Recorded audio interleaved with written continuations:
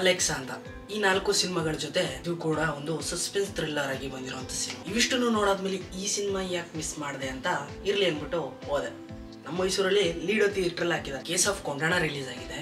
ಇದ್ರ ಜೊತೆ ಪೈಪೋಟಿ ಬಿದ್ದಿರ್ಬೋದು, ಏನೋ ಸಸ್ಪೆನ್ಸ್ ಆಗಿದೆ ಅಂತ, ನಿಗೂಢವಾಗಿರ್ಬೋದು ಅಂತ ನೋಡಕ್ಕೆ ಅಂತ ಹೋದೆ. ಬಟ್ ಈ ಸಿನಿಮಾ ಈ ರೀತಿ ನಮ್ಮನ್ನ ಮೂಡ್ ಆಫ್ ಮಾಡ್ತಿದೆ ಅಂತ ಕನ್ಸಲ್ಲೂ ಕೂಡ ಅನ್ಕೊಂಡಿರಲಿಲ್ಲ. ಈ ವಾರದಲ್ಲಿ one of the worst movie ಅಂದ್ರೆ ಅಲೆಕ್ಸಾ. ಮೂವಿ ರಿವ್ಯೂ ಕಡೆ ಬರ್ತೀನಿ. ಅದಕ್ಕಿಂತ ಮುಂಚೆ ನೀವು ನಮ್ಮ ಚಾನಲ್ಗೆ ಸಬ್ಸ್ಕ್ರೈಬ್ ಮಾಡ್ಕೊಳ್ಳಿಲ್ಲ ಅಂದ್ರೆ ಬೇಗನೆ ಸಬ್ಸ್ಕ್ರೈಬ್ ಮಾಡ್ಕೊಳ್ಳಿ. ಇದೇ ರೀತಿ ಇಂಟ್ರೆಸ್ಟಿಂಗ್ ಆಗಿರೋ ನಮ್ಮ ಚಾನಲ್ ಅಲ್ಲಿ ಯಾವಾಗಲೂ ಬರ್ತಾ ಇರುತ್ತೆ. ಶುರು ಮಾಡೋಣ.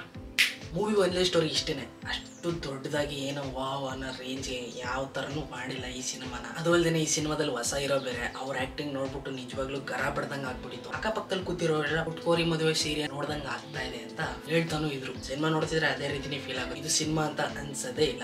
ಅದಿತಿ ಪ್ರಭುದೇವರು ಈ ಸಿನಿಮಾದಲ್ಲಿ ಓಕೆ ಮೂವಿ ಒಂದೇ ಸ್ಟೋರಿ ಕಡೆ ಬಂದ್ಬಿಡ್ತಾರೆ. ಹೊಸದಾಗಿ ಮದುವೆ ಆಗಿರುವಂತ ಒಂದು ಗಂಡು ಹೆಣ್ಣು ಹನಿಮೂನ್ಗೆ ಅಂತ ಹೋಗ್ತಾರೆ. ಅಲ್ಲಿ ಮಿಸ್ಟ್ರಿ ಕೊಲೆ ಆಗುತ್ತೆ. ಅದನ್ನ ಯಾರು ಮಾಡಿದ್ದಾರೆ ಅನ್ನೋದನ್ನ ಇನ್ವೆಸ್ಟಿಗೇಷನ್ ಮಾಡೋದಕ್ಕೆ ಅಂತಾನೆ ಅದಿತಿ ಪ್ರಭುದೇವರು ಬರೋದು. ಯಪ್ಪ, ಇದ್ರ ಮುಂದೆ ನನ್ನ ಕೈಲಿ ಏನು ಹೇಳಕ್ಕಾಗ್ತಾ ಇಲ್ಲ. One of the worst cinema. ಕೊನೆ ಎಂಡಿಂಗ್ ಅಲ್ಲಿ ಮಾತ್ರ ಚಾಪ್ಟರ್ 2 ಬೇಡ ಬರ್ತದೆ.